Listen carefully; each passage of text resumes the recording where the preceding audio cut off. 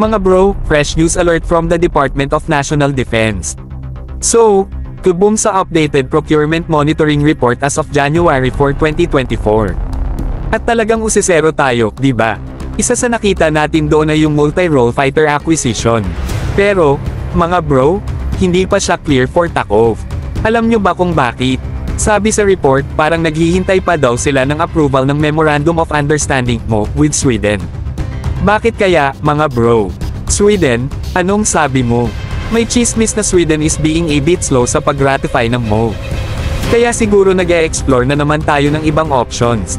Baka nga, Sweden is taking its time dahil concerned sila sa human rights issues natin noong panahon ng dating administrasyon. So, inaantay ba tayo na mag-improve sa area na yun under the new Marcos administration? Kahit chismis lang to mga bro ha. Alam nyo naman ang DND, always on the lookout for the best deals and partnerships. Pero habang naghihintay tayo, siguro we can just chill and think of other options. Who knows, may iba pang pwedeng maging bida sa ating Air Force. Ano sa tingin nyo, mga bro? Any thoughts on this latest drama sa procurement scene?